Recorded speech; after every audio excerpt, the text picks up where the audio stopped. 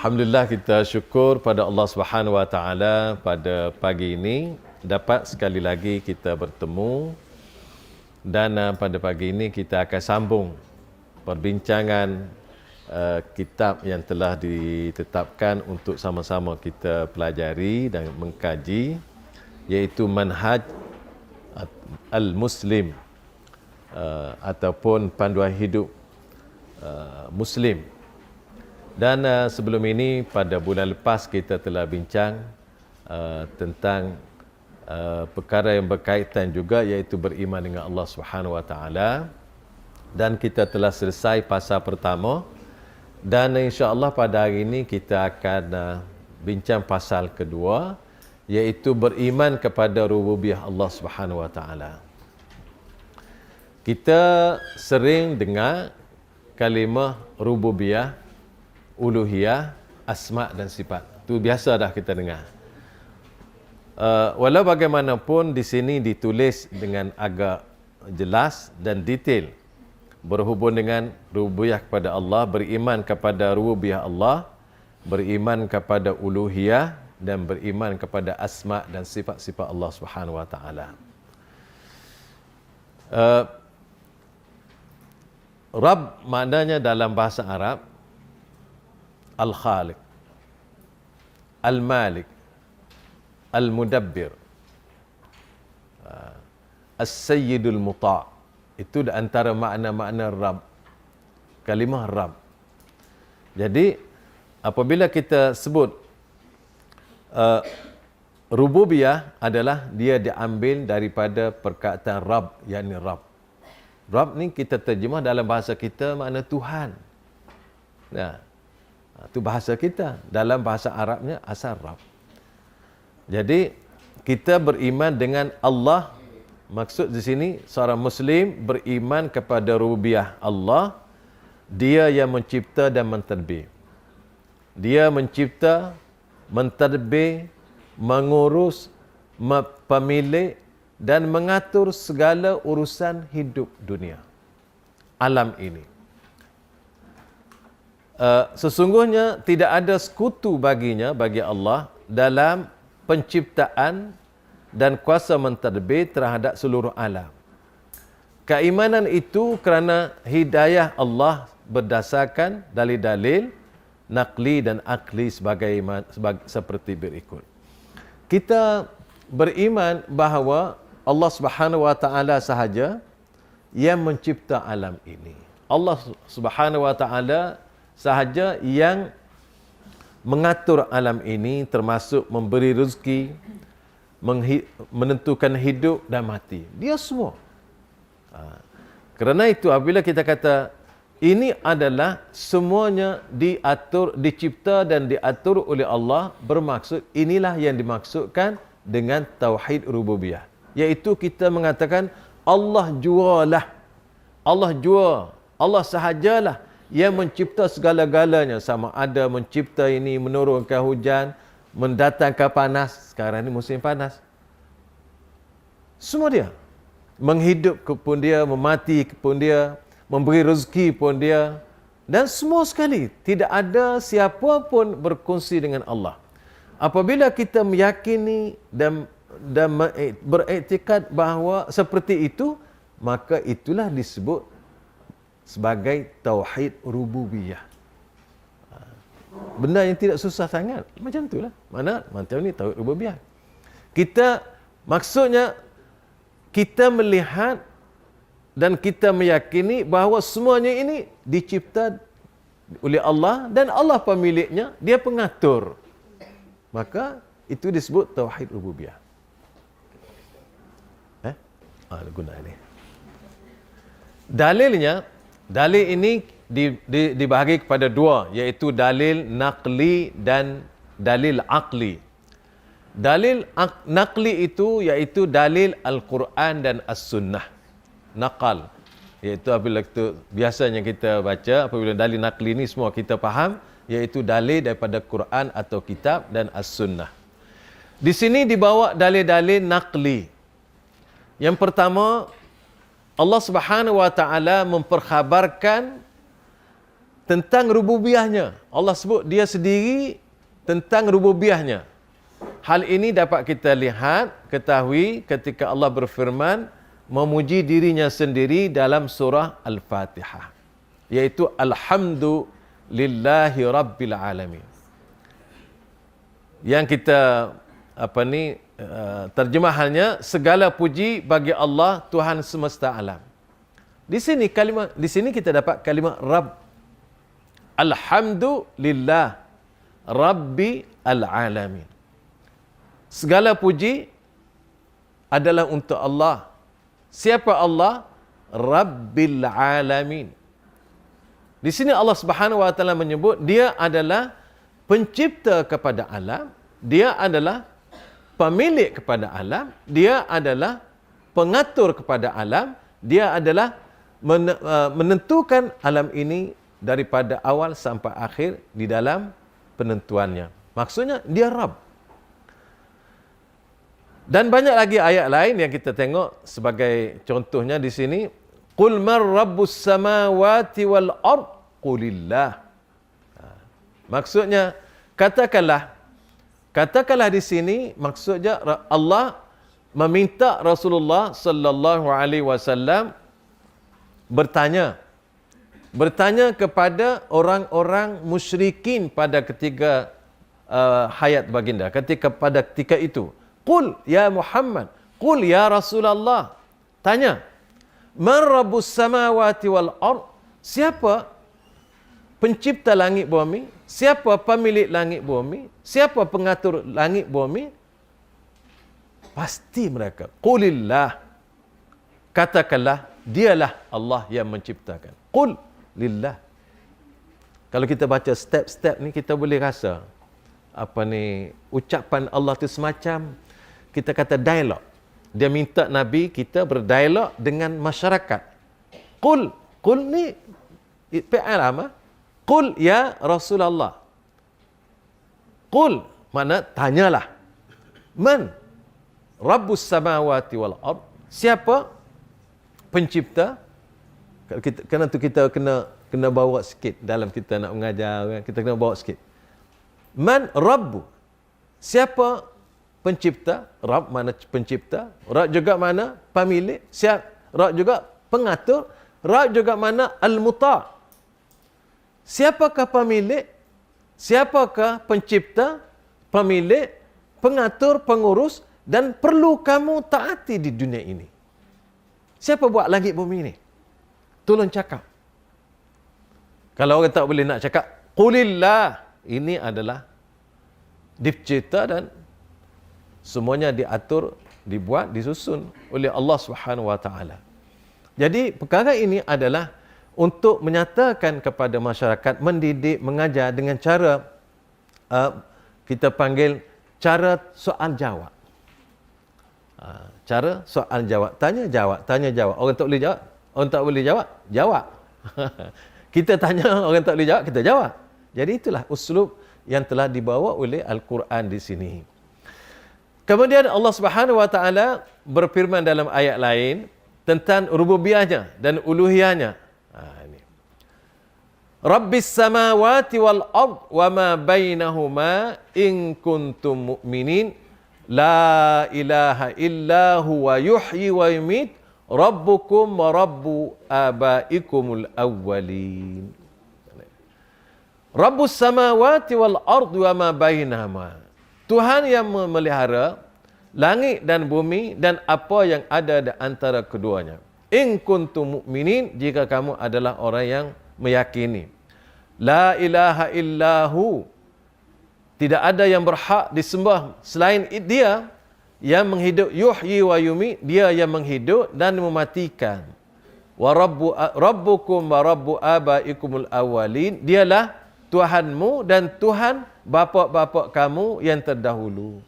Di sini ayat ni lebih lebar lagi perbincangannya. Rabbus samawati wal ard wa ma bainahuma. Tuhan kamu adalah Tuhan yang mencipta semua langit-langit dan bumi. Sini sebut langit-langit. Kita dalam Al-Quran disebut 7 langit. 7 lapis langit. Karena tu dia bawa di sini jamak as-samawat. Kadang-kadang apa ni langit dia terjemah satu je, langit. Terjemah dengan mufrad. Karena tu kadang-kadang kita yang tahu sikit bahasa Arab ni, biar kita pelebar lah. Maksud dia Allah sebab Rabbus samawat, Allah Tuhan yang menciptakan langit-langit. Dia terjemah sini langit satu dengan mufrad. Kita samawat jamak. Biar nampak kepada kita langit ni ada 7 tingkat, 7 lapis langit. Ya. Wal ard, dan bumi. Wa ma bainahuma, dan apa yang ada di antara keduanya. Jadi wahai manusia, kamu ni duduk kat mana? Nah, kita ni duduk kat mana? Duduk antara langit dengan bumi. Oleh kerana kita duduk di antara langit dan bumi, maka bukan bumi dan langit sahaja Allah cipta, tetapi termasuk ma bainahuma, antara langit dan bumi. Maka kita ni termasuk yang Allah cipta. Allah nak bawa supaya kita mudah faham. Wahai manusia yang sombong, yang tidak mengaku atau ingkar atau takabur itu, kamu ni adalah termasuk dalam ciptaan Allah. Tak lebih dari itu je. Orang kata, kerana itu jangan kamu berasa sombong, jangan kamu berasa angkuh, takabur. Tak ada apa kamu. Kamu adalah antara makhluk-makhluk yang diciptakan oleh Allah. Kemudian Allah beri lagi satu ayat yang menggerunkan. Sebenarnya gerun ayat ni. La ilaha illahu yuhyi wa yumiit. Tidak ada lagi Tuhan yang berhak disembah dengan sebenarnya melainkan Dia, yakni Allah, yuhyi wa yumiit. Tengok. Ayat ni, yuhyi wa yumiit. Dialah sedang menghidupkan dan sedang mematikan. Kerana itu dibawa di sini dengan fi'il mudhari'. Tuan-tuan, puan-puan, alhamdulillah tuan-tuan semua belajar bahasa Arab. Nah, bahasa Arab ni kita boleh guna di sinilah yang kita, kalau kita belajar sedikit sebanyak bahasa Arab, kita boleh memahami dengan lebih dalam sikit daripada terjemahan. Terjemahan dia sebut dialah menghidup dan mematikan. Betul. Tapi kita balik tengok. Oh, yuhyi fi'il mudhari'.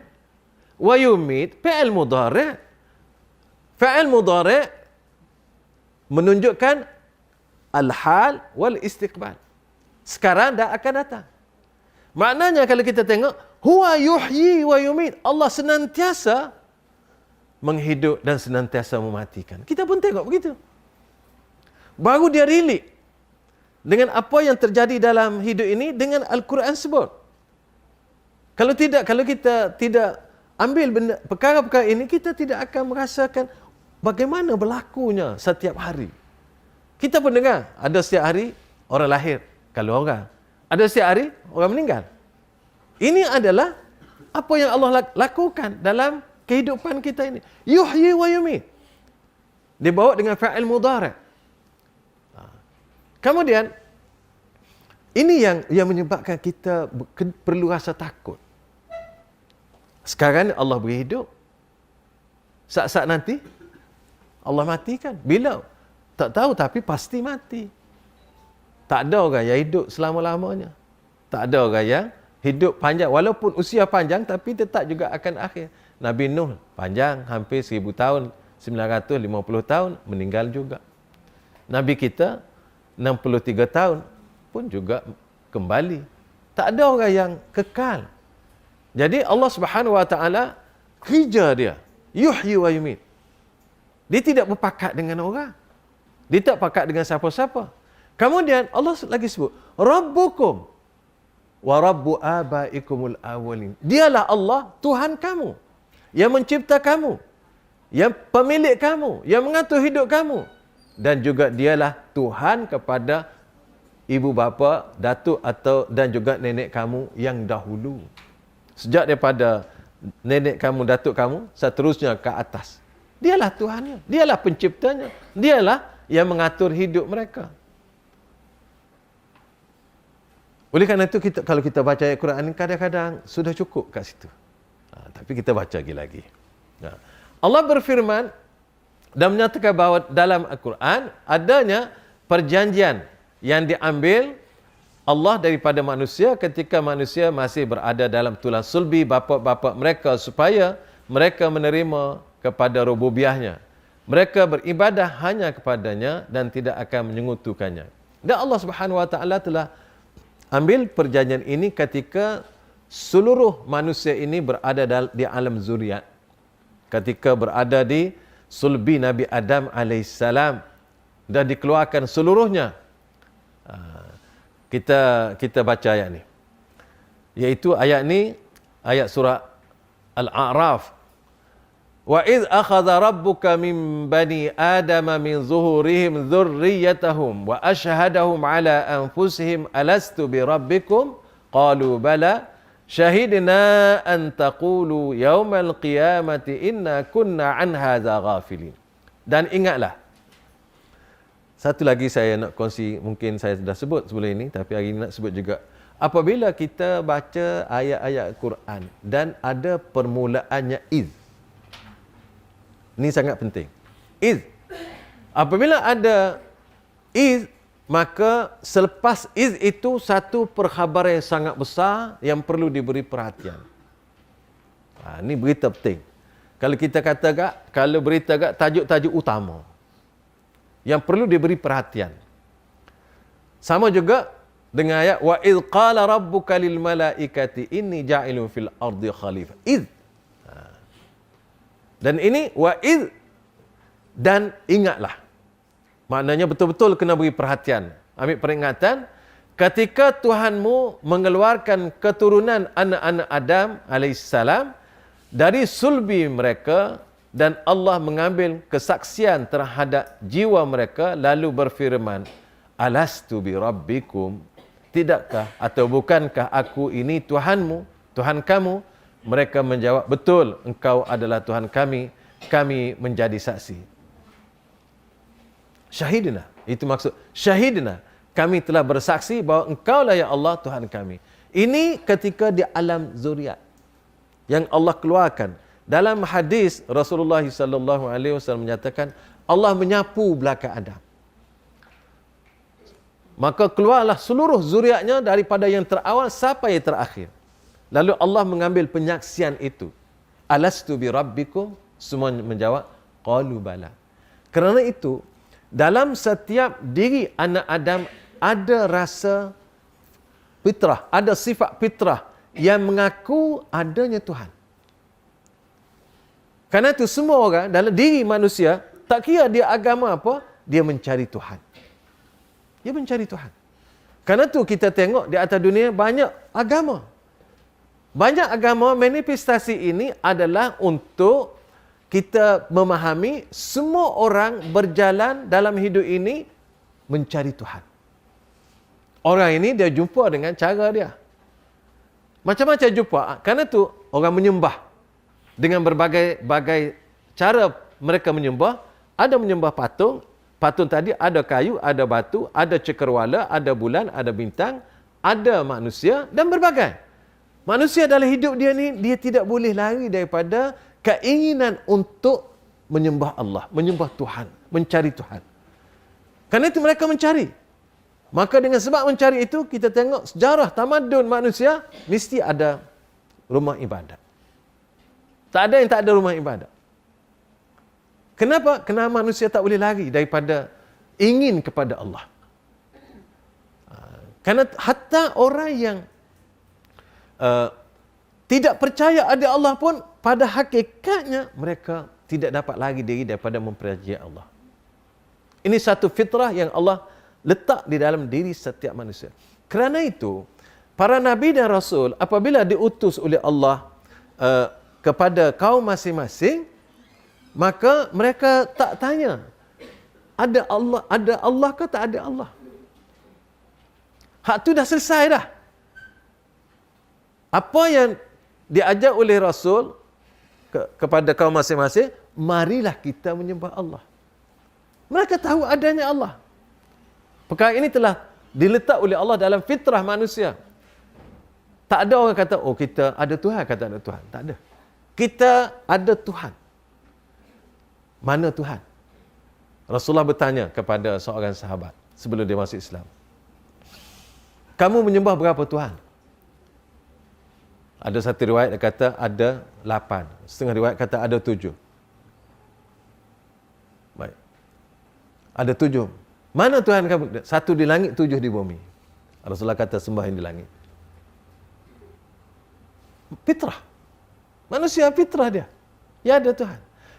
Dan fitrah ini akan terserlah lagi apabila di dalam keadaan kesusahan. Lagi dia rasa ada Tuhan. Lagi dia nak kepada pertolongan Allah. Karena itu Allah sebut, wa iza ghasyiyahum maujun kadzulali da'awullaha mukhlishina lahuddin. Apabila mereka berada dalam laut dengan gelombang yang sangat dahsyat, maka ketika itu mereka menyuruh Allah dengan penuh keikhlasan. Ketika sakit, sebut Allah sakitnya. Kalau tak sakit, mungkin tak tersebut nama Allah. Tapi jika sakit, ingat pada Allah. Siapa nak tolong kita? Doktor boleh beri ubat ya? Sakit tetap sakit.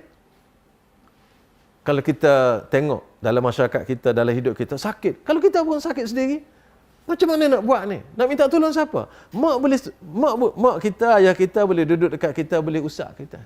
Itu yang boleh buat. Habis-habis dia kata, sabarlah. Itu yang boleh tak kata. Nak buat apa? Tak boleh nak buat. Ketika itu kita, dalam hati kecil kita, ingat pada Allah. Kerana itu, kadang-kadang, mari perkara-perkara yang menyukarkan, menyusahkan, seperti sakit, sebenarnya Allah sayang kepada hamba-Nya supaya hamba-Nya ingat kepada Dia. Okay. Baik. Kemudian Allah berfirman tentang berdirinya hujah ke atas kaum musyrikin dan mereka kaum musyrikin berpegang dengannya, iaitu Allah Subhanahu wa taala sebut, "Qul man rabbus samawati sab'i wa rabbul 'arsyil 'azim." Sayaquluna lillah qul afala tattaqun. Katakanlah di sini ialah Allah Subhanahu wa taala memerintah kepada Rasulullah supaya memberitahu dan bertanya. Bertanya golongan musyrikin, qul ya Rasulullah, man rabbus samawati wal ard? Siapakah Tuhan? Siapakah pemilik? Sini sebut pemilik. Rabb ni kadang-kadang pemilik, kadang-kadang pencipta, ikut keadaan ayat. Siapakah pemilik langit dan bumi? Langit-langit yang 7 dan aras yang besar. Mereka akan menjawab, kepunyaan Allah. Katakanlah, maka apakah kamu tidak bertakwa? Aras juga Allah sebut, dan orang pun faham aras. Sejak awal Allah sebut dalam Quran. Aras adalah makhluk Allah yang paling tinggi, yang paling besar. Tidak ada sebesar itu. Langit dan bumi besar, tetapi aras besar lagi. Karena itulah perkara-perkara ini ialah perkhabaran ini datang kepada kita dengan dalil naqli, iaitu daripada Quran dan hadis, dan kita hanya terima perkara ini daripada Allah dan daripada Rasulullah sallallahu alaihi wasallam. Jadi, kalau kita tengok beberapa ayat tadi menceritakan bahawa Allah lah yang mencipta, Allah lah pemilik, Allah lah pengatur, dan Allah lah yang mengurus segala-galanya yang ada di dunia ini, daripada aras sampai ke langit sampai ke bumi, dan antara keduanya adalah milik Allah Subhanahu wa taala. Jadi apabila sebut Allah mencipta, Allah memilih, Allah mengatur, mengurus ini, maka inilah dikatakan rububiyah Allah. Kita sama-sama kena boleh memahami dengan baik, kemudian boleh menyampaikan dengan baik, sebab konsep tauhid rububiyah uluhiyah ni kadang-kadang orang rasa keliru. Orang rasa keliru, tak biasa dengar. Tak biasa dengar tu sebabnya dia tak belajar lagi. Jadi kita yang akan kita ajar kepada anak-anak kita dengan cara yang mudah ya. Yang kedua, perkhabaran, penyaksian dan pengakuan para nabi dan rasul tentang rububiyah Allah. Sehingga ketika berdoa, Nabi Adam alaihissalam berdoa, Rabbana zalamna anfusana wa illam taghfir lana wa tarhamna lanakudanna minal khasirin. Maksudnya, ya Tuhan kami telah menganiayai diri kami sendiri, dan jika Engkau tidak mengampuni kami dan memberi rahmat kepada kami, pasti kami termasuk orang-orang yang rugi. Ni doa ni ialah doa Nabi Adam alaihissalam setelah beliau telah melakukan kesalahan, kesilapan terhadap ketika berada dalam syurga dan makan makanan yang Allah larang.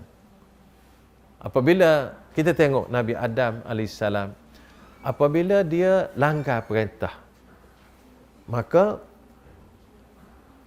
macam-macam tindakan yang telah berlaku ke atasnya. Yang pertama, apabila dia makan buah yang dilarang, pakaiannya hilang, tercabut. Itu mula-mula sekali. Yang kedua, dia tidak lagi dibenar duduk dalam syurga dan dihantar keluar daripada syurga ke dunia. Ini satu penentuan Allah Subhanahu Wa Taala kepada dia.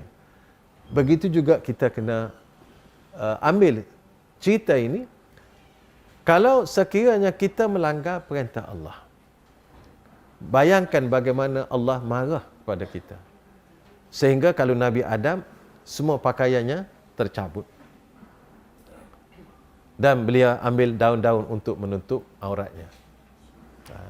Kita pun kena tengok, kalau Allah larang ni dahsyat. Hukumannya dahsyat. Kemudian dihantar keluar daripada syurga, tak boleh tinggal di sini lagi. Mana orang yang tidak patuh. Ini satu perlu kita perhati betul-betul. Allah telah kenakan kepada datuk kita Adam AS begitu keras sekali. Itu keras kita rasa masih lagi bagus.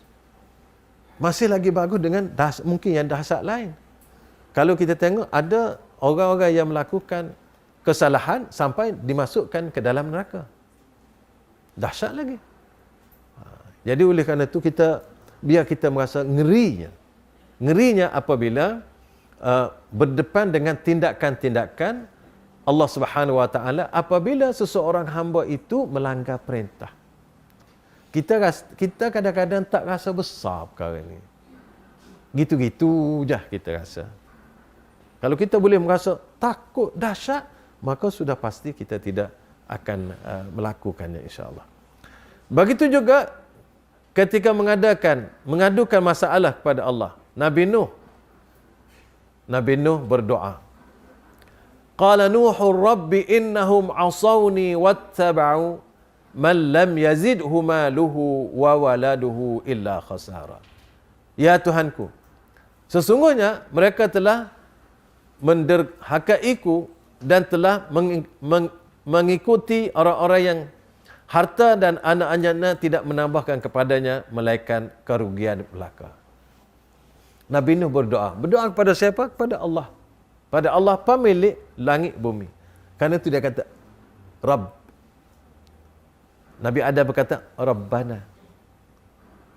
Di sini asyahid di sini ialah kalimah Rabbana tu. Rabbana zalamna anfusana. Begitu juga Nabi Nuh kata Rabbi innahum asawni. Dalil dia di sini, syahid dia di sini, poinnya kalimah Rabb. Tu. Begitulah juga kita pun doa dalam doa yang selalu kita sebut ucapan Rabbana atina fid dunya hasanah. Kalimah Rabb tu. Syahid dia. Begitu juga di sini Rabbi inna qaumi kadzabun faftah baini wa bainahum fatha wa najini wa man ma'iya minal mu'minin. Ya Tuhanku, sesungguhnya kaumku telah mendustakan aku. Maka adakanlah satu keputusan antaraku dan antara mereka, dan selamatkanlah aku dan orang-orang yang mukminin bersamaku. Apabila kita tengok di sini lagi dia sebut Rabbi inna qaumi kadzabun. Kadang-kadang kita berdoa, nampak ni ucapan Nabi kepada Allah, tetapi dia juga mengani doa. Sebab dia sebut, Rabbi innahum kazzabun. Rabbi inna qaumi kazzabun. Ya Allah, ya Tuhanku, kaumku mendustakan aku. Ini satu doa yang telah dipanjatkan oleh Nabi Nuh AS kepada Allah dengan apa yang berlaku padanya. Nabi Nuh, falabitha fihim alfasanatin illa khamsina ama. Beliau, baginda berada bersama kaumnya 950 tahun. Wa ma amana ma'ahu illa qalil. Tidak beriman dengan Nabi Nuh kecuali sedikit saja. Usaha ni, kalau kita nak tengok Nabi Nuh ni, usaha dia besar. Inni da'autu qaumi lailan wa nahara falam yazidhum du'ai illa firara. Aku mengajak kaumku malam siang, dan setiap kali aku ajak, mereka lari. Selama mana? 950 tahun. Kalau kita pergi sekali nak ajak orang tak peduli, tak pergi langsung. Itulah kita. Kita ni sabar tak sabar Nabi Nuh. Sabar dengan kaum dia. Sehingga 950 tahun boleh sabar. Kita 9 hari pun tak sabar. Nak kata 9 tahun, 9 hari tak sabar. Kita tak apalah. Maknanya Allah Subhanahu Wa Taala nak ceritakan Nabi Nuh malam siang dia ajak kaum dia. Dan tidak minta apa-apa upah pun. Tapi itulah. Karena itulah kalau kita nak kata Nabi Nuh ni orang tak sahut seruan dia. Tak pandai ke Nabi Nuh berdakwah? Kita ni duk kata selalu. Apa ni kalau orang kita ajak orang tak sahut seruan. Orang kata tak pandai tu. Tak ada metodologi tu. Kita sekarang lah bincang macam tu. Ala kulli hal, tak apalah perkara tu, boleh bincang metodologi, cara, usuluk dan berbagainya. Namun di sini Nabi Nuh cukup pandai. Nabi Nuh nabi. Sepandai-pandainya manusia tak sama dengan sepandai-pandainya Nabi. Namun kepandaian itu tidak semestinya orang ikut. Kerana ikut ni hidayah. Hidayah Allah. Kerana tu Nabi kita SAW ramai seru orang. Ada orang terima, ada tak terima. Orang tak terima tu kadang-kadang kita tengok daripada kaum kerabat yang terdekat. Takkan kaum kerabat terdekat tak kenal baginda SAW. Kerana itu terimanya Islam atau tidak, ini adalah kerja Allah. Allah, kita yang memberi penerangan, kita yang mengajak, Allah yang memberi hidayah. Innaka, kata Allah, innaka la tahdi man ahbabta, walakinna Allah yahdi man yasha. Kamu, wahai Rasulullah, tidak dapat memberi hidayah. Hidayah di sini taufik dan ilham untuk terima Islam. Rasulullah boleh beri hidayah, boleh memberi keterangan, penjelasan dengan dalil, semua sekali. Tapi untuk orang terima Islam, itu kerja Allah. Walakinna Allah yahdi man yasha. Tapi Allah lah yang telah menunjuk, memberi hidayah, taufik dan ilham untuk nak terima ajaran yang kau sampaikan itu kepada siapa yang Allah nak beri. Kerana tu kita pun, kita kata kita ni semua ni orang yang berdakwah lah. Kita sebenarnya orang berdakwah. Sama ada kita nak mengaku ke tak nak mengaku, tetap berdakwah kita. Tapi kadang-kadang segan juga kata pendakwah nak. Kita segan, aku ni pendakwah ke? Tak, kita pendakwah. Kita sedang mengajak orang. Dakwah ni sebenarnya tidak semesti kita pergi ke masjid, kita mengajar. Tak. Kita duk mengajar anak-anak murid kita tu dakwah dah tu. Itu dakwah yang kuat tu. Duk dakwah tiap-tiap hari, duk ajar tiap-tiap hari. Sampailah dia besar, dia boleh ajak orang pula. Alhamdulillah. Dakwah juga passion. Penampilan. Dakwah. Katakan kita muslimat ni, orang kenal orang Islam dengan pakai pakaian orang Islam. Sama ada lelaki ke perempuan ke. Orang kenal. Memakai pakaian adalah sebahagian daripada cara dakwah. Tak kata apa-apa pun, pakai je. Dakwah dah. Ataupun diayah. Mendiayah. Mengajak kepada yang tak baik. Seperti kita kata, orang peraga, penunjuk fashion. Dia pakai tu, orang tunjuk fashion kan, dia lalu depan orang kan. Pakai pakaian yang dia lah. Dia tak kata apa-apa, dia lalu saja. Pergi mari, suruh orang tengok. Sebenarnya itu mendiayah tu. Dia ajak orang buat seperti dia. Itulah dakwah. Dia tak kata, mari buat. Dia tak ajak, mari seperti saya. Tak, dia lalu je. 2-3 kali dia pergi mari. Dia sebenarnya sedang mengajak orang supaya melakukan perbuatan serupa dia. Maka adalah orang tiru fashion tadi. Perbuatan juga adalah dakwah atau da'ayah. Kerana tu kita tengok dakwah ni besar. Tetapi orang terbayang apabila sebut dakwah, cakap. Ya betul, cakap satu yang betul utama. Tapi penampilan, urusan kita dengan orang. Bagaimana orang kita berurusan dengan kita dan kita berurusan dengan orang. Baik tak baik? Kerana tu para saudagar, peniaga zaman dahulu, mari datang ke Nusantara, termasuk kita, negara kita Malaysia ni, dia bawa Islam. Bukan berperang pun, bukan kata dia orang kita reti bahasa Arab pun, tapi ramai orang masuk Islam. Kerana urusan dia. Berjual belinya bagus, menepati syarat. Dan orang tanya, dia ni orang agama apa? Orang akan bertanya. Oh, agama Islam. Oh, bagus Islam. Lalu dia sendiri, orang akan ikut. Berurusan cara Islam. Oh, kalau itu, agama kita tidak sebagus dia. Kenapa kita tak ambil yang bagus? Jadi, penampilan itu, berurusan itu dengan cara yang baik menurut Islam, maka lahir orang yang menjiwai Islam dan dia adalah berdakwah walaupun tak pernah bercakap satu patah. Apalagi kalau dia boleh bercakap, alhamdulillah. Kerana itu kita yang pakai tudung, dakwah dengan pakai tudung. Tapi sekarang ni orang berdakwah nak berniaga pun ada juga pakai tudung kan. Macam-macam. Dakwah lah tu.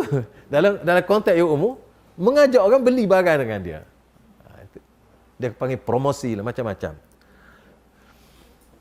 Begitu juga Nabi Ibrahim AS dalam doanya untuk Makkah Al-Mukarramah. Wa idh qala Ibrahim rabbi ja'al hadzal balada amina wajnubni wa baniya an na'budal asnam. Nabi Ibrahim berdoa. Di sini dia nak bawa kalimah Rabb banyak.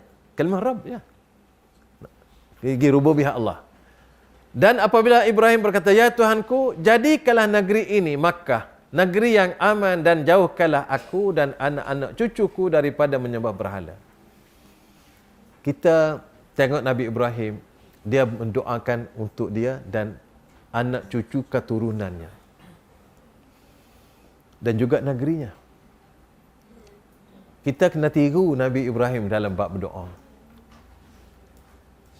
Kita baca Quran ni, kita baca ayat ni, Nabi Ibrahim berdoa untuk dia dan anak-anaknya.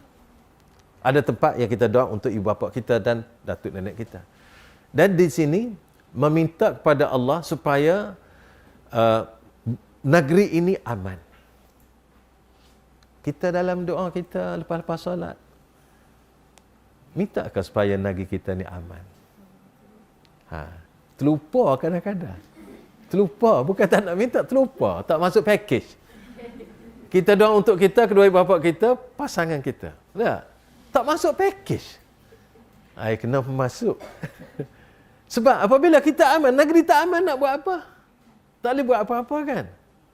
Kena masuk package. Ya Allah, boleh banyak kita kalau duduk seorang-seorang doa.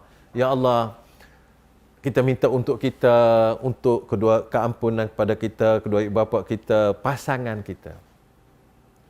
Pasangan. Ibu bapa kita dan ibu bapa pasangan kita. Kadang-kadang kita terlupa. Dia minta untuk sekat pasangan dia aja. Ibu bapa tak. Oh, kelorek dia. Kelorek ni kedekut lah. Kedekut.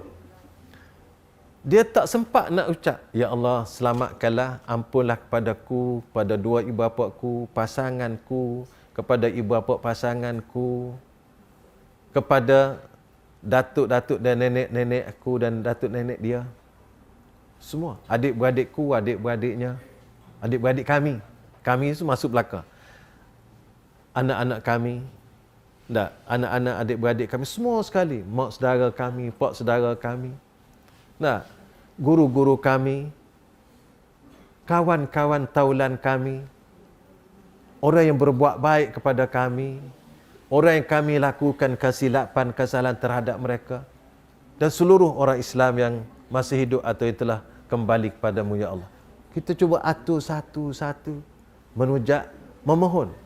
Dan kita yakin malaikat yang ada di samping kita akan meminta perkara yang sama untuk kita.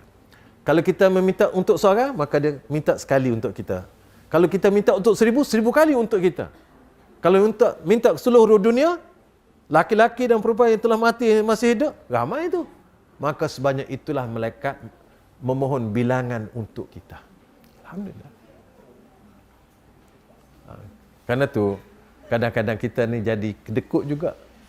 Al-bakhil fi doa. Orang bakhil dalam doa. Dia aja.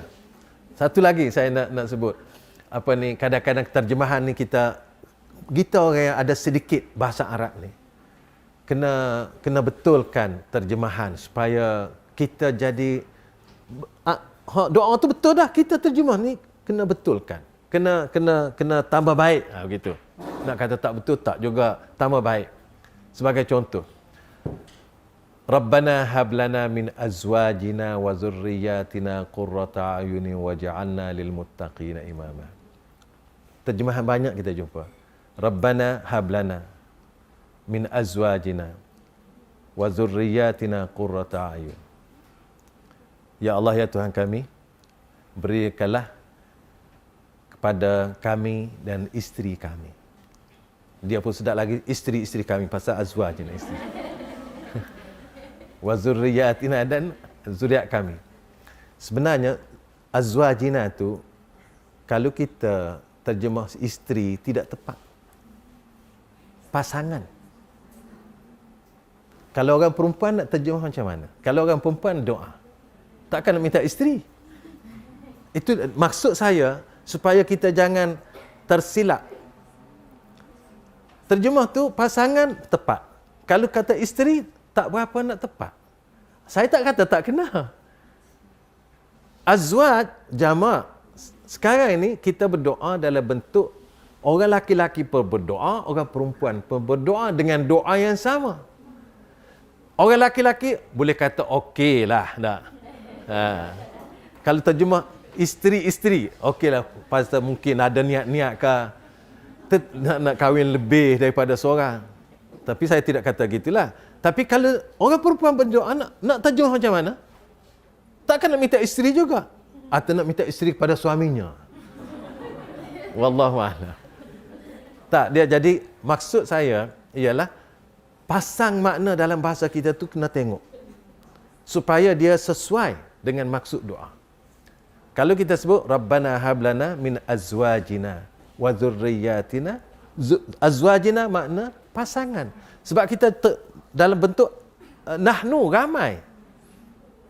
Jadi nahnu azwajina. Azwajina situ bukan isteri-isteri, tetapi pasangan-pasangan kami. Baru dia usuluk tu jadi serasi dan sejalan. Sama juga orang doa yang lain-lain pun kadang-kadang azwaj tu maksud pasangan, bukan isteri. Zaud ni, asal kalimah zaud boleh diguna untuk laki-laki dan perempuan. Kita kata hazihi zauji, betul. Hazihi zaujati, naam, betul. Zaud yusta'mal lidzakari wal unsa. Jadi kalau kita belajar bahasa Arab ni, alhamdulillah jugalah, sikit-sikit kan. Boleh guna. Kerana tu kena berasa banyak kali, banyak syukur kita, mak ayah kita ni atas kita belajar sekolah agama. Nak ngaji ke sekolah agama dulu kita ni. Tak ada mikir pun.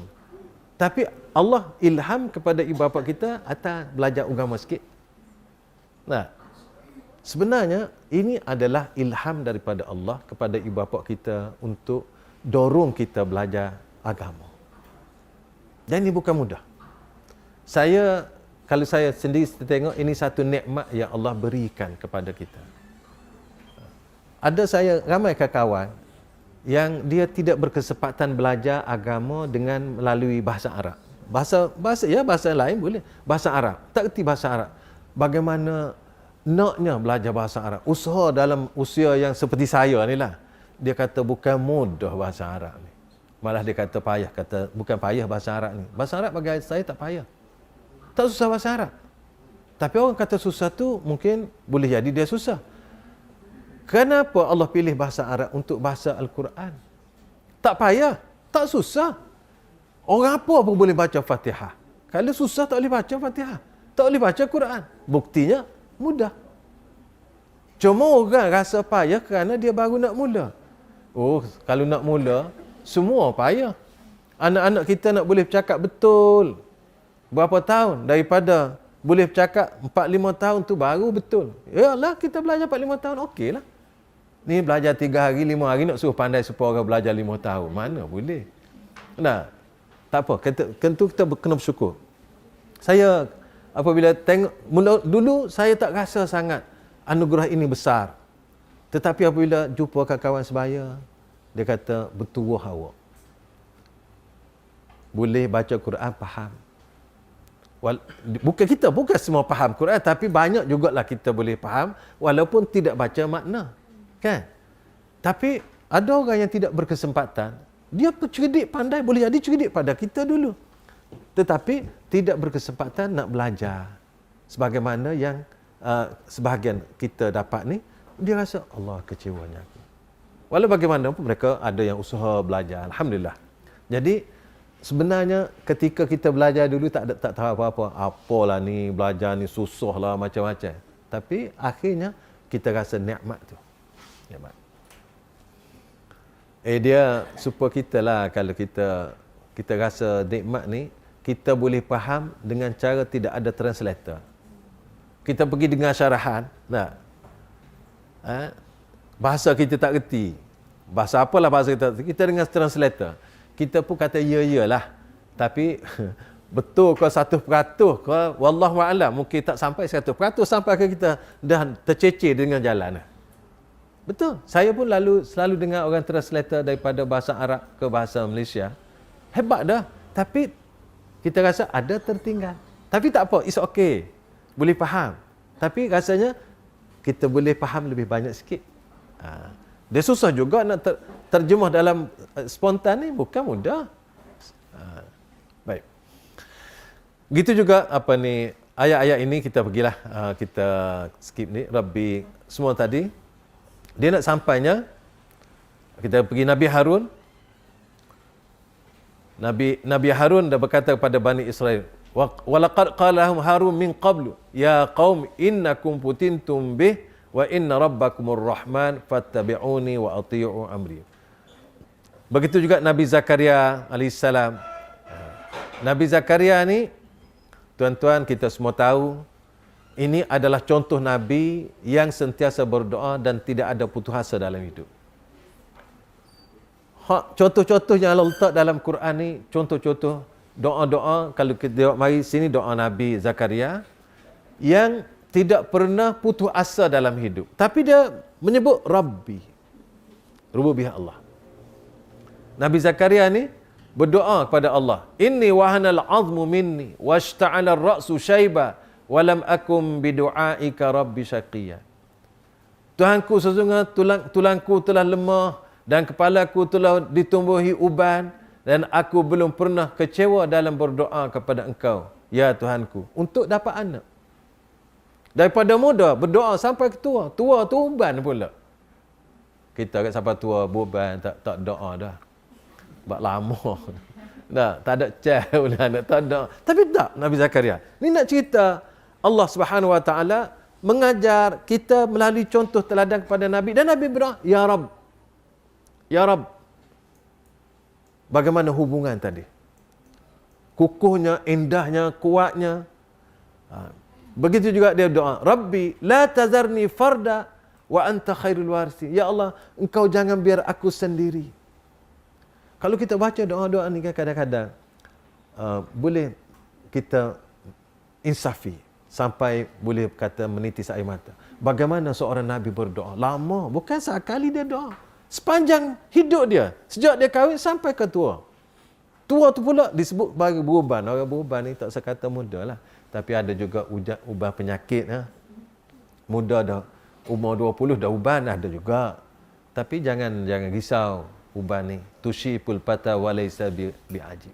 Orang muda uban ni janganlah rasa kecewa sangat, pelik sangat. Kan bunga tu ada yang tumbuh putih. Bunga yang merah-merah tu kan, bunga apa? Dia ada tumbuh juga putih-putih tu. Kata putih tu maknanya nak hibur orang uban lah. Nak hibur orang beruban Ustaz pun kita ni lah. Saya tak apa dah beruban pun sebab saya orang lama. Sana. Orang muda yang risaunya. Baik. Kemudian kita ucapan Nabi Isa begitu juga Rabbi kita pergi sikit. Okay? Nabi Muhammad sallallahu alaihi wasallam berdoa. Dan para rasul berdoa dan membesarkan Allah, la ilaha illallahul azimul halim, la ilaha illallahu rabbul arsyil azim, la ilaha illallahu rabbus samawati wa rabbul ard wa rabbul arsyil azim. Ini doa Nabi kita dan doa ini doa Nabi-Nabi lain, dan ini adalah doa yang digalakkan kita membaca ketika dalam kesusahan. Dia panggil doa dalam kesusahan. Jadi kita pergi. Seluruh para nabi dan rasul telah mengakui rububiyah Allah. Mereka juga telah menyuruh manusia supaya beriman dengan rububiyah Allah. Mereka merupakan manusia yang paling sempurna pengetahuannya, paling sempurna akalnya, paling benar ucapannya dan paling mengetahui tentang Allah dan sifat-sifatnya jika dibandingkan dengan seluruh makhluk yang lain ini. Maka apabila begitu, sebelumnya Allah menyatakan dia ada rububiyah. Begitu juga para nabi dan rasul berdoa dengan rububiyah Allah Subhanahu wa taala. Maka oleh kerana itu, ini nak buktikan dalil-dalil tentang rububiyah Allah Subhanahu wa taala. Yang ketiga, keimanan berjuta para ulama terhadap rububiyah Allah. Mereka memiliki keimanan kuat terhadap rububiyah Allah. Ni dia buat tiga ni. Yang keempat, keimanan berjuta-juta manusia bahkan dalam jumlah yang tidak dapat dihitung oleh akal manusia dengan keimanan mereka terhadap rububiyah Allah Subhanahu wa taala. Ni dalil nakli. Kemudian dalil akli pula. Di sini dibawa berapa dalil akli. Keesaan Allah dalam mencipta segala sesuatu. Allah Subhanahu wa taala dia mencipta, dalam menciptanya dia hanya dia buat sendiri, tak minta tolong dengan orang. Begitu. Manusia telah bersepakat bahawa dalam usaha penciptaan manusia tidak ada campur tangan seorang pun, melainkan itu hanyalah urusan Allah sendiri. Baik ciptaan tersebut kecil maupun besar, walaupun ia adalah sehelai rambut yang ada pada tubuh manusia atau haiwan, sehelai bulu kecil yang ada pada sayap burung, atau daun kecil yang ada pada dahan pohon. Lebih-lebih lagi, penciptaan tubuh yang sempurna atau sesuatu yang hidup mempunyai tubuh badan yang atau benda-benda besar maupun kecil daripada benda-benda yang ada. Itu adalah semua ciptaan Allah Subhanahu wa taala. Allah buat belaka. Sehingga bulu roma yang kecil kita tak nampak. Kita sendiri tuan bulu roma ni tak nampak bulu roma kita. Dia buat. Nah, kita ni yang kita katalah tahu sangat. Rambut yang ada di atas kepala kita ni pun tak pernah kita bilang tak berapa helai rambut. Ilmu kita. Apalagi nak buat rambut. Nak cipta rambut. Yang orang ambil dulu letak rambut palsu tu, rambut hang ada dah. Dia buat olok-olok tu. Tak ada apa. Tak boleh nak buat. Apa yang Allah buat sebenarnya manusia, makhluk tak boleh nak tiru. Buatlah apa saja. Kalau kita tengok manusia pandai buat bunga, cantik bunganya, tapi kumbang tak pergi. Bunga plastik ni cantik, sama dengan bunga, persis bunga betul. Tapi kumbang dia tahu tak pergi. Kumbang tak pergi. Itu nak kita boleh tengok itu dengan mata kasar aja. Karena itulah Allah apabila dia buat satu allazi ahsana kulla syai'in khalaqahu. Ahsana kulla syai'in khalaqahu. Dia cipta atqana kulla syai'. Cipta dengan sebaik-baiknya dan tak dapat orang tiru. Sebatang pokok apa pun, pokok yang kecil ataupun pokok yang besar. Sehingga kita tak panggil pokok pun. Kat rumah kita pokok, kita panggil pokok juga keladi. Tak dapat kita nak buat sebatang pokok keladi. Selai daun keladi tak dapat. Selai rambut tak dapat. Selai daun tak dapat. Tak dapat semua. Tapi manusia ni masih lagi angkuh dengan Allah. Kerana tu Allah sebut ala lahul khalq wal amr tabarakallahu rabbul alamin. Ingatlah, menciptakan dan memerintah hanyalah hak Allah. Maha suci Allah, Tuhan semesta alam. Ciptaan Allah. Maka apabila dia mencipta, dialah berhak memerintah, menyuruh atau melarang, menentu atau segala-galanya. Dialah yang layak menentukan. Hatta Allah sebut, wallahu khalaqakum wa ma ta'malun. Allah lah mencipta kamu dan apa yang kamu lakukan itu pun Allah ciptakan. Di sinilah Allah Subhanahu wa taala juga telah memuji dirinya berkaitan dengan dirinya. Alhamdulillah illazi khalaqas samawati wal ard wa ja'ala adh-dhulumati wan nur. Allah lah, segala puji bagi Allah yang telah menciptakan langit dan bumi, menjadikan kegelapan gelap dan cahaya. Allah Subhanahu wa taala dia buat belaka. Kemudian dia puji diri dia. Dan dialah menjadikan malam dan juga gelap. Dengan demikian, dia terangkan, bukanlah ciptaan Allah atas segala sesuatu adalah petunjuk. Bukankah ciptaan Allah atas segala sesuatu adalah petunjuk atau kewajipan rububiyah Allah? Jawapannya, iaitu benar dan sesungguhnya kami semua termasuk orang yang menyaksikan semua itu, ya Allah. Begitu juga keesaan Allah dalam memberi rezeki. Rezeki ni kadang-kadang kita tengok orang beri rezeki kita. Sebenarnya, rezeki itu Allah Subhanahu wa taala dah perintah dan malaikat tulis kepada setiap orang ketika berumur 4 bulan dalam kandungan ibu. Itulah rezeki kita. Saya baca dalam sebuah dia kata, rezeki ni yang ada tu, kita ni katakan umur seseorang itu ada 70 tahun. Katakan 70 tahun. Maka rezeki itu akan disebut 10-70 tahun. Kemudian dia perincikan pada malam Lailatul Qadar. Tahun pertama, tahun kedua, tahun ketiga sampai 70 tahun. Kemudian setiap malam Al-Qadar untuk diperincikan untuk tahun itu. Diperincikan, didetailkan. Katakan kita sekarang ni sebut Lailatul Qadar lepas dengan Lailatul Qadar ni. Maka pada malam Lailatul Qadar lepas, Allah menuduh mereka supaya memperincikan satu persatu untuk setahun ini. Karena tu ada orang sepak setahun, ada orang tak sepak setahun. Dia perincikan. Bila mungkin masuk ajar dia, cukup sekarang tu.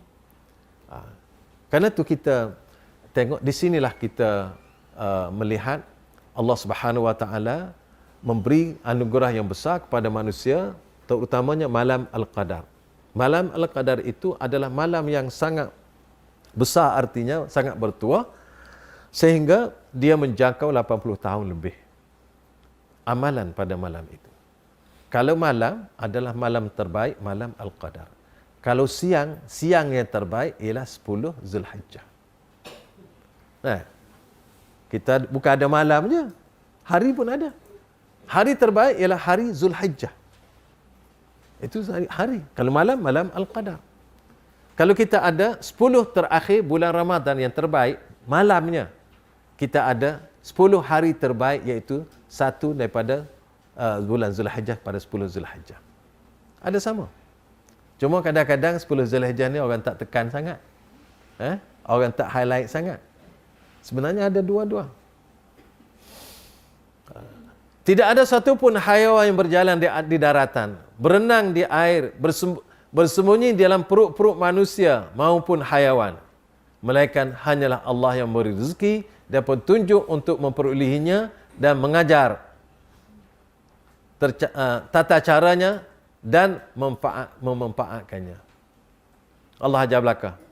Biarpun ia adalah binatang yang paling kecil seperti semut, sehinggalah manusia yang merupakan makhluk yang paling sempurna dan paling tinggi kedudukannya, semuanya berkandakkan kepada Allah dalam kewujudan dan pembentukan serta memakan dan makanan dan rezekinya. Hanya Allah sahaja zat yang pencipta, membentuk, memberi dan memberi rezeki padanya. Allah Subhanahu wa taala, kita ni berjalan dua.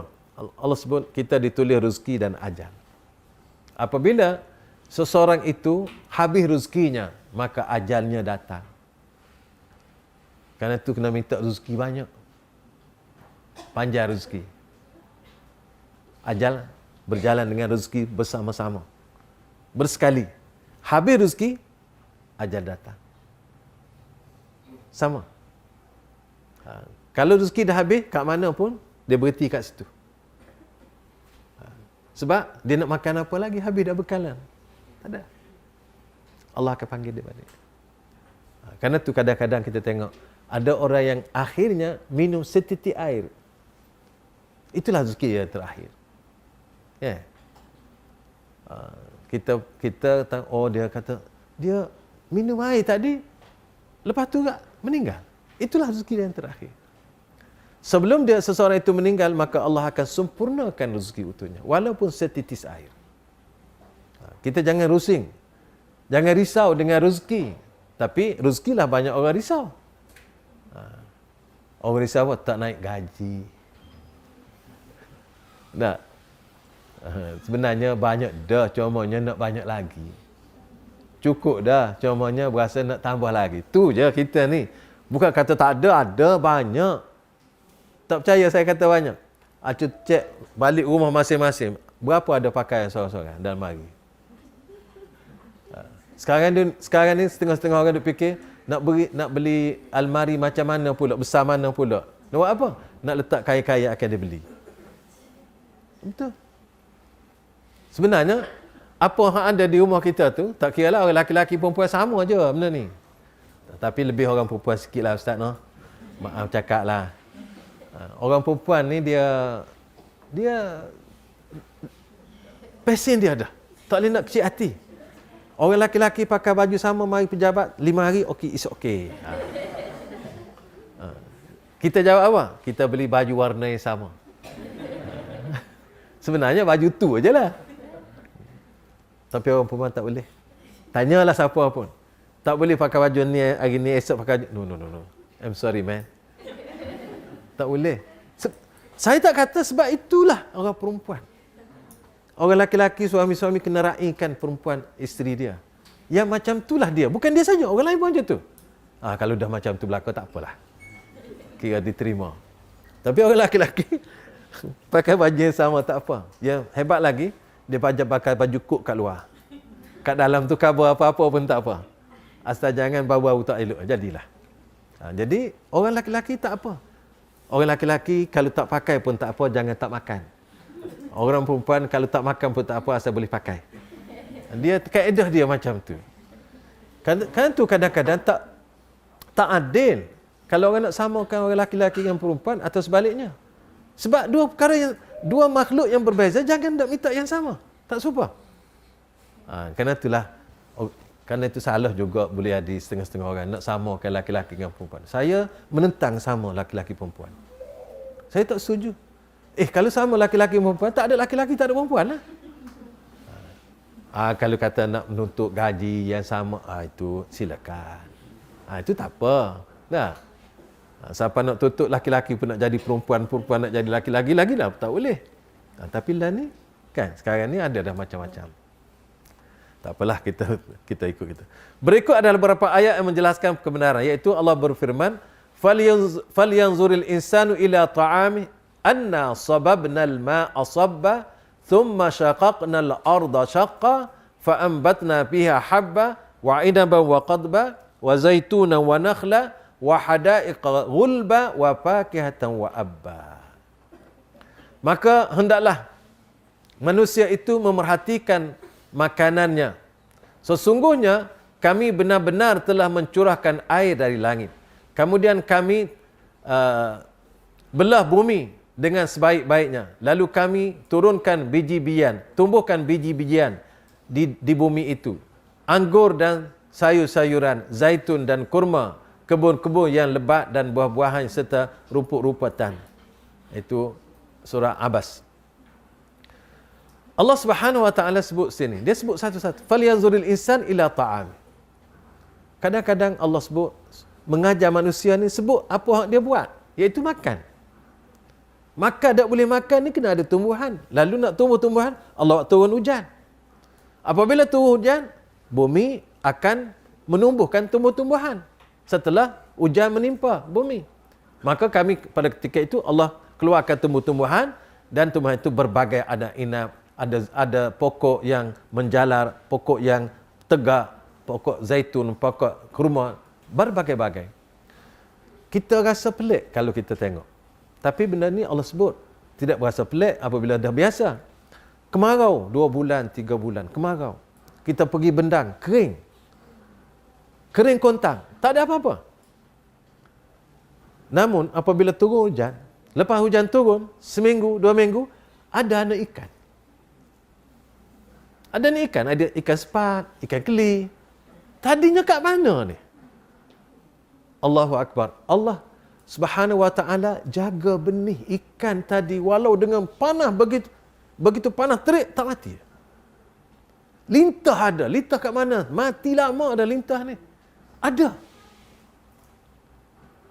Kalau kita tengok yang tu pun sudah cukup untuk memberi keinsafan kepada kita. Ini adalah kerja Allah. Ini adalah rububiyah Allah Subhanahu wa taala. Begitu juga allazi ja'ala lakumul arda mahdan wa salaka lakum fiha subula wa anzala minas sama'i ma'an fa akhrajna bihi azwajan min nabatin syatta kulu war'au an'amakum inna fi dzalika laayatin liulil nuha. Dan dialah Allah menurunkan dari langit air hujan, maka kami yakni Allah tumbuhkan dengan air hujan itu berjenis-jenis tanaman dan buah-buahan yang berlainan keadaannya. Makanlah dan gembalakanlah binatang-binatang kamu, ternakan kamu. Ini ayat yang lebih kurang nak menjelaskan keadaan tadi. Dan kita tengok di sini Allah Subhanahu tentang rezeki ni. Allah menyebut bahawa tidak ada yang dapat merezeki kecuali Dia. Wa ma min dabbatin fil ard illa 'ala Allahi rizquha wa ya'lamu mustaqarraha mustaudaha kullun fi kitabim mubin. Dan tidak ada suatu binatang pun yang melata di bumi melainkan Allah yang memberi rezeki, dan Dia mengetahui tempat kediamannya dan tempat Dia simpan. Semut ni, kekuasaan semut, keupayaan dia semut terbatas. Dia nak makan ikan. Allah Subhanahu wa taala ilhamkan manusia pergi beli ikan buat balik rumah dia. Kemudian manusia ni makan ikan itu tak habis. Dia buang sebahagiannya. Kepok dia buang, sisik dia buang, tulang dia buang, isi dekat tulang pun dia buang lagi. Itu makanan semut. Nah, hebat. Padahal semut ni nak makan ikan. Ikan duduk dalam laut. Jauh tu nak sampai, tapi Allah menyampaikan. Ada nelayan pergi buka ikan. Buka ikan tu dia jual kepada orang pemburu, orang tengah, orang tepi, ada macam-macam. Kemudian pemburu bawa pergi ke kedai. Ke kedai pula kita pergi beli. Semut duduk kat rumah kita je. Macam mana rezeki nak makan ikan dalam laut tu? Tapi Allah atur. Satu, sampai semut boleh makan. Kita pun macam tu juga. Kita sendiri. Kalau tengok semut. Nah, kita tengok kita makan apa? Kita makan sayur, nasi, daripada beras. Walaupun kita duduk kat benda banyak, kita pun kadang-kadang tak tanam padi pun. Beli kat kedai tak? Orang lain tanam. Orang lain bajak. Orang lain tuai. Kita ni apa? Kita pergi beli kedai. Siapa tuai kita tak tahu. Siapa tanam kita tak tahu. Ni rezeki ni. Siapa tanam kita tak tahu.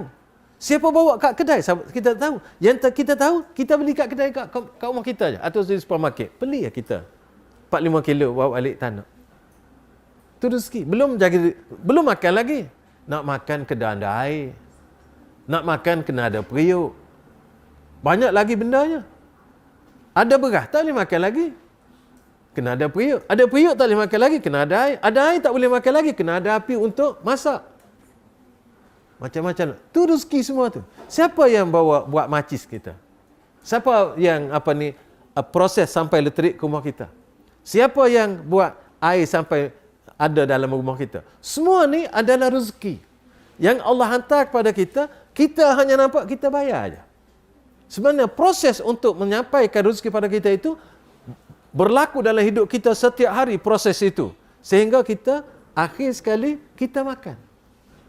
Kita masak. Dan ada orang pun tak masak-masak pun. Dia makan je.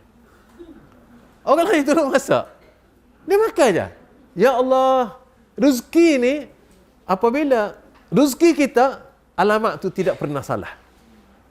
Tak usah bimbang. Rezeki ni, alamat kerok dia, address dia, untuk seorang tak pernah silap. Kita yang selalu silap. Kerana tu, rezeki ni apabila kita baca dalam Al-Quran, kita baca dalam Allahumma la mani'a lima a'tait, wala mu'tiya lima manat, wala radda lima qadait, wala yanfa'u zal jad minkal jad. La mani'a lima a'tait. Tak ada siapa boleh halang yang engkau ya Allah nak beri. Apabila rezeki seseorang, dia akan sampai walaupun dihalang. Dia seperti air dari hulu. Air dari hulu nak pergi ke hilir. Air itu akan disekat, dia berhenti setekat. Tapi air itu akan cari jalan. Dia masak dalam tanah. Sampai juga ke hilir. Orang tak nampak, oh tak sampai dah air ni. Sebenarnya dia pergi juga dalam tanah. Kan? La mana lima a'tait. Wala mu'tiya lima manat. Dan tidak ada siapa yang boleh menyampaikan apa yang engkau tak nak beri. Engkau halang. Buatlah macam mana. Allah hai, suap nasi. Nak masuk ke mulut, jatuh. Siapa nak kata? Apabila jatuh, kita tak makan dah. Kita suap nasi tu, kita pegang dengan tangan, dengan sudu, ada yang masuk dalam mulut, ada yang tak masuk. Hak tak masuk tadi, tercecer jatuh ke bawah. Kita ni, orang kita ni dah jatuh, tak ambil dah. Tu rezeki, bukan rezeki kita tu. Mudahnya tengok rezeki ni. Allah atur, akan sampai kita. Tak usah bimbang. Walau bagaimana kita kena usaha tu kena usaha. Tapi Allah janji, kamu usaha, kami menyampai. Itulah keyakinan yang ditanam oleh Allah Subhanahu wa taala dan Rasulnya kepada hambanya. Wa ma min dabatin fil ardi illa 'ala Allahi rizquha wa ya'lamu mustaqarraha wa mustaudaha kullun fi kitabim mubin. Tidak ada binatang yang berjalan di atas bumi ini kecuali Allah akan menentukan rezekinya dan Allah sedang mengatur dan Allah telah mengetahui, Allah telah tentukan di mana tempat simpannya. Duduk kat mana? Simpannya kat mana? Kita ni kalau Allah beri selonggok rezeki tak mampu nak berjalan. Kalau rezeki kita ni, andai kata rezeki kita ni Allah beri selonggok daripada awal sampai akhir hayat. Duduk sini, stokor sini, seketul sini. Duduk jaga rezeki tu kita, tak pergi mana-mana. Allah atur dah. Wa ya'lamu mustaqarraha mustaudaha. Pergilah mana? Kamu pergi di situ, itulah rezeki kamu. Orang duduk di Indonesia datang ke Malaysia, sebenarnya dia mari ambil rezeki dia yang Allah tulis duduk kat sini. Orang duduk kat Mekah, kita duduk sini, orang pergi Mekah. Ni orang kita selalu duduk pergi Mekah kan. Ketika duduk di Mekah tu tak ada rezeki dia kat Malaysia ni. Makanan duduk kat sana. Allah dorong. Pergi. Oh dia kata, oh saya nak pergi Mekah nak buat haji. Iyalah betul lah. Takkan awak bawa nasi kat rumah. Takkan nak bekal ke? Makan kat sana. Tak susahnya. Manusia tak pikul rezeki dia. Allah bawa. Pergi kat mana? Kullum fi kitabim mubin. Allah tentulah. Ini adalah dia ajar bagaimana rububiyah Allah menyatakan rezeki ni Allah Subhanahu wa taala tentukan. Begitugah yang ketiga, penyaksian fitrah manusia terhadap rububiyah Allah serta terdapat pengakuan yang jelas. Sungguhnya setiap manusia mempunyai naluri fitrah yang betul dan tidak menyeleweng. Akan berasa dalam hatinya bahawa dia adalah orang yang lemah di hadapan zat yang mempunyai kekuasaan. Zat yang maha kaya dan maha perkasa. Dia akan tunduk dengan segala tindakan Allah terhadap dirinya dan setiap pengaturan Allah untuknya. Serta dia yakin sesungguhnya Allah Tuhannya dan Tuhan segala sesuatu. Di sinilah kita tengok Allah Subhanahu wa taala berfirman, "Wala in sa'altahum man khalaqas samawati wal ard la yaqulunna khalaqahunna al-azizul alim." Wala in sa'altahum man khalaqas samawati wal ard wa sakhkhara asy-syamsa wal qamar la yaqulunna Allah fa anna yufakun. Qul man rabbus samawati as-sab'i wa rabbul 'arsyil 'azim sayaquluna lillah. Semuanya ini adalah untuk menggambarkan kepada kita Allah lah pencipta langit bumi. Allah lah yang memudahkan apa yang ada di bumi ini dan menyediakan matahari, bulan. Semuanya ini adalah Allah Subhanahu wa taala. Dan siapakah membuat langit bumi dan aras yang maha besar. Yang keempatnya, keesaan Allah dalam kekuasaan dan pemilikan terhadap segala sesuatu serta pengaturannya dan segala sesuatu adalah bukti rububiyah Allah Subhanahu wa taala. Dan saya rasa kita boleh sampai kepada ayat yang seterusnya. Kita sebut akhir, qul man yarzuqukum minas sama'i wal ard amman yamliku as-sam'a wal absar wa man yukhrijul hayya minal mayyit wa yukhrijul mayyita minal hayy wa man yudabbirul amra fasayaquluna Allah faqul afala tattaqun fadzalikumullahu rabbukumul haqq famadza ba'dal haqq illa ad-dhalal fa anna tusrafun. Ayat ini dibawa yang terakhir dalam perbincangan rububiyah Allah. Katakanlah, siapakah yang memberi rezeki kepada kamu dari langit dan bumi? Atau siapakah yang kuasai menciptakan pendengaran dan penglihatan? Dan siapakah yang mengeluarkan yang hidup dari yang mati dan mengeluarkan yang mati dari yang hidup? Dan siapakah yang mengatur segala urusan? Maka mereka akan menjawab, Allah. Maka katakanlah kepada mereka, mengapa kamu tidak bertakwa kepadanya? Maka zat yang demikian itulah Allah, Tuhan kamu yang sebenarnya. Maka tidak ada sesudah kebenaran itu melainkan kesesatan, maka bagaimanakah kamu dipalingkan dari kebenaran? Jadi rububiyah Allah Subhanahu wa taala ini, kita kesimpulannya boleh kita buat ringkas, iaitu kita meyakini dan beriktikad dengan sesungguhnya semua makhluk ini adalah Allah yang mencipta. Dia cipta sendiri dan tidak ada siapa pun berkongsi dengannya. Dan dialah mengatur alam dengan segala apa yang kita lihat ini. Dan Allah Subhanahu wa taala yang berkuasa dalam menentu segala-galanya. Kalau kita beriman dengan begitu, maka ini adalah disebut sebagai beriman dengan rububiyah. Bismillahirrahmanirrahim. Alhamdulillah wassalatu wassalamu ala Rasulillah wa ala alihi washabihi wa mawalah. Kita sambung perbincangan kita dan kita akan masuk pasal ketiga, iaitu beriman kepada uluhiyah Allah Subhanahu wa taala. Sebelum kita sambung ni, ada tak nak nak tanya apa-apa kah? Ada perbincangan ke? Bagus juga kalau bincang-bincang. Kalau bincang tu bukan saya yang jawablah. Kita pakat berbincang. Ada tak? Kalau ada, silakan. Ustaz-ustaz kita ni. Ustazah-ustazah. Datuk, mungkin saya tanya satu. Ya.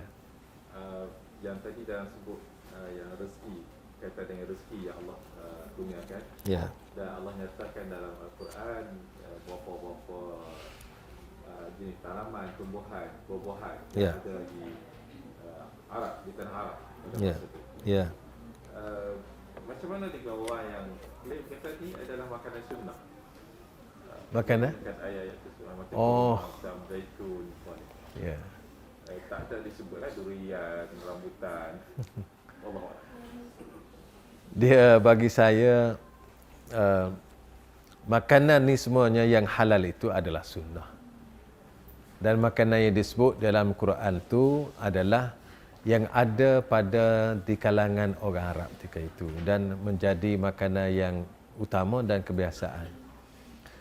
Dan bukanlah maksudnya makanan yang tidak disebut itu tak boleh makan. Dan kalau makan pun tidak sunnah. Semua makanan ni konsep dia halal. Konsep dia halal. Kalau amalan kita panggil sunnah. Amalan ni ikut sunnah atau tak ikut sunnah. Kan? Kalau amalan. Kalau makanan ni, kalau makan ikut sunnah atau tak ikut sunnah. Kalau makan, cara makan. Tapi kalau makanan, saya tak jumpa pula yang sunnah tidak sunnah.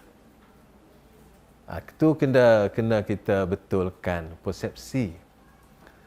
Ada makanan disebut halal thayyibah. Ada. Makanlah makanan halal yang baik. Makanan halal yang baik itu kalau kita makan ikut sunnah atau makan tak ikut sunnah. Cara Nabi lah.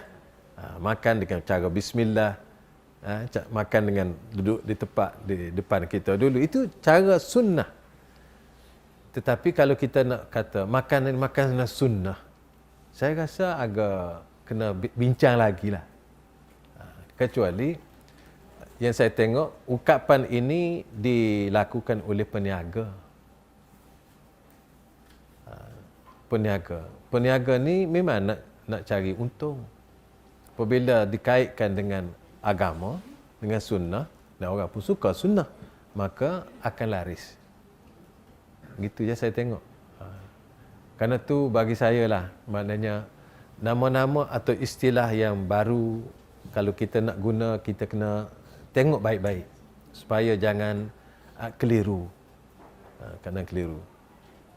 Kalau kita tengok penggunaan tu betulkah mengikut yang sebenarnya, yang kalau kita tengok di segi dia punya terminologi dia, aras bahasa dan sebagainya, baru kita boleh guna.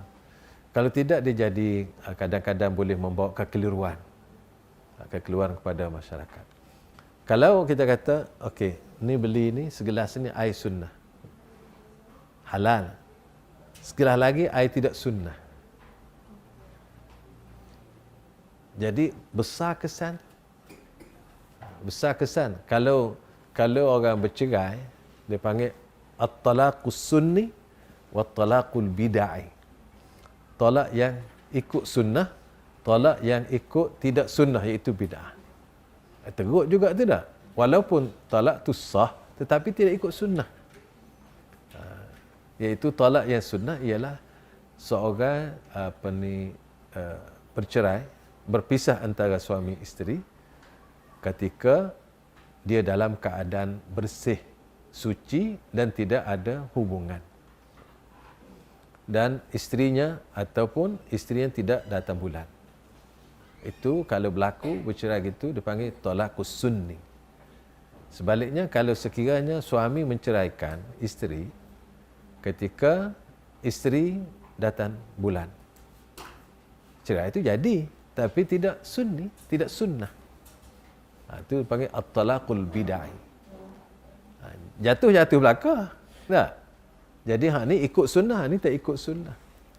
Jadi kalau kita pergi kepada makanan tadi, jadi kalau makanan-makanan yang tadi tak ada, kita tak nama sunnah tu, takut jadi benda-benda semua bid'ah pula. Dia implikasinya. Kerana tu kita kena bercermat. Bagi saya kena bercermat nak letak nama tu. Nak jual buah-buahan yang datang daripada yang Nabi sentiasa makan tu bagus. Bukan tak bagus. Dan Nabi pun ada menyebut, khususnya sebagai apa ni, kita panggil buah kurma apa? Ajwa. Ajwa tu digalakkan kita makan. Kalau ada. Sehingga orang sana kata kurma Nabi. Dia sandar kepada Nabi. Nabi suruh makan je. Bukan kurma Nabi. Tapi orang nak ambil sedap ni, dia ambil lajak. Laju daripada lajak ni, dia kata kurma Nabi. Jadi kurma lain, kurma tidak Nabi. Dia macam tu jadi. Jadi memberi kesan juga kepada kurma-kurma lain tu. Sedangkan kurma ni ada kelebihan masing-masing.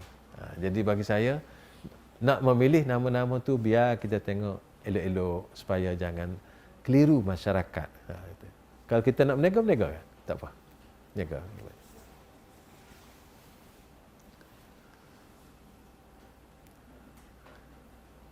Okey, kalau tak ada, kita sambunglah sikit.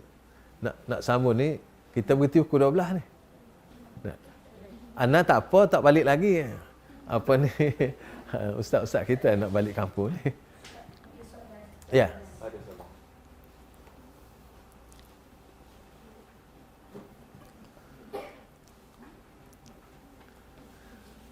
Okey.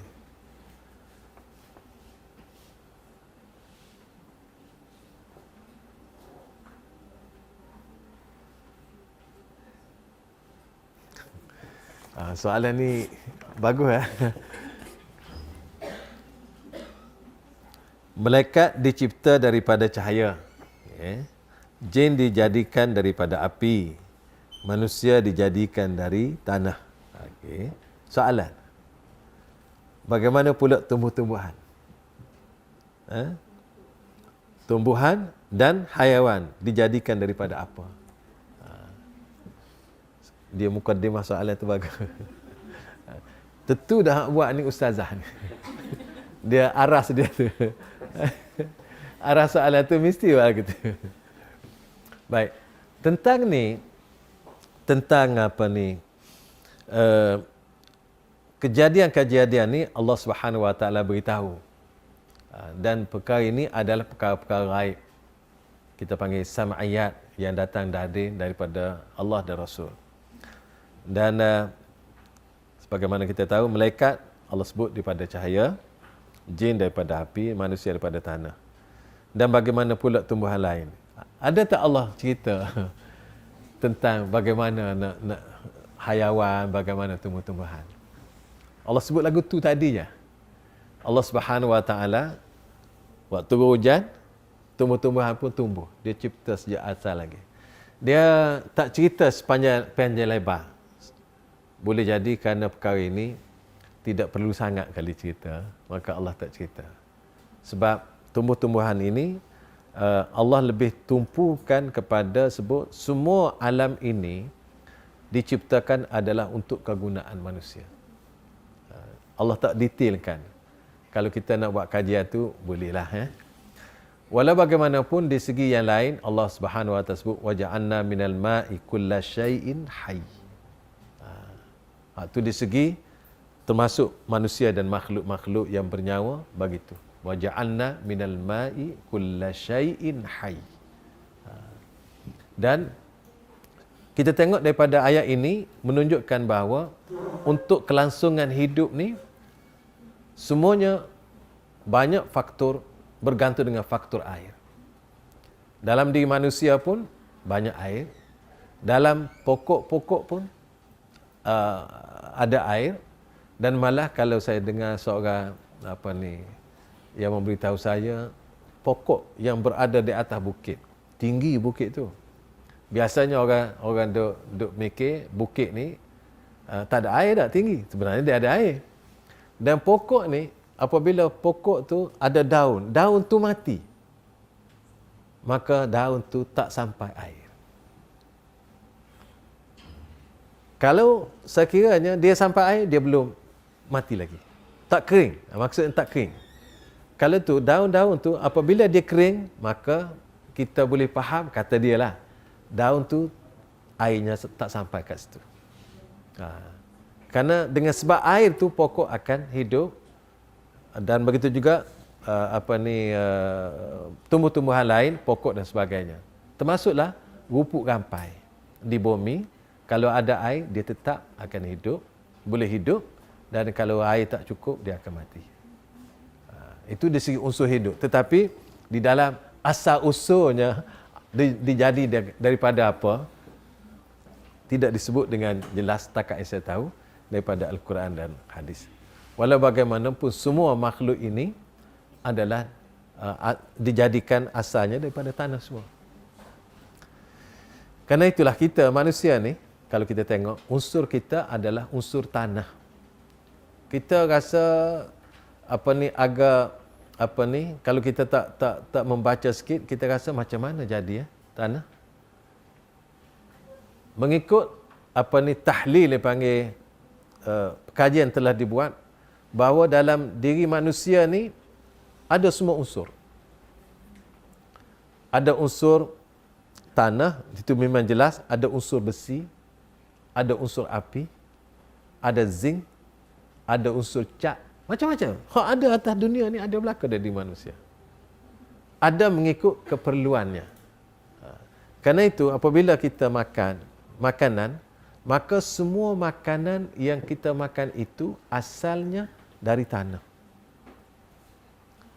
Makanan beras daripada tanah. Binatang ternakan juga dari tanah. Pasal makanan yang binatang tu makan juga dari tanah. Jadi unsur tanah tu masuk dalam daging dia dan kita makan daging dia. Maka unsur tu unsur dari tanah. Betul lah, baru nampak, bukan betul lah, baru nampak Allah Subhanahu Wa Taala sebut minha khalaqnakum. Dari tanah kami cipta kamu. Walaupun dalam bentuk body yang sekarang ni ada, kita rasa bukan tanah, tetapi dia perlu kepada kelangsungan hidup makanan dan minuman. Makanan-makanan semua kita makan daripada tanah semuanya. Air, unsur tanah ada, unsur air ada. Dan pernafasan kita dari udara yang Allah Subhanahu Wa Taala berikan. Jadi hak tu Allah sebut manusia daripada tanah tu nampak jelas apabila kita lihat pada makanan kita. Walau bagaimanapun perkara ini adalah pengetahuannya di sisi Allah Subhanahu Wa Taala, kita boleh tengok yang biasa-biasa sahaja. Adapun malaikat tu kita pun tak tahu bagaimana Allah cipta, betul daripada nur, tapi nur yang bagaimana Allah pun tidak cerita. Kalau jin api yang macam mana pun Allah Subhanahu Wa Taala tak cerita. Seperti kita pun Allah cipta daripada tanah yang macam mana disebut dalam Quran, tanah kering dan sebagainya, tu dicerita bagaimana bentuknya, kita pun tidak diberi tahu dengan secara detail. Jadi kerana itulah tiga makhluk tu Allah jelas sebut dengan jelas kerana dia penting. Hal lain ni tu bukan tak penting, tapi tidak seperti itu untuk manusia. Jadi saya pun apabila tak ada dalam Quran tu tak boleh nak jawab. Mungkin orang lain boleh jawab kot. Ada maklumat boleh kongsi. Ustaz-ustaz kita, siapa saja ustazah kita, tumbuhan dan haiwan dijadi daripada apa? Balik cari dululah. Soalan ustazah kita ni dia payah nak jawab. Kau boleh depan kena jawab. Tak apa. Ada lagi soalan lain?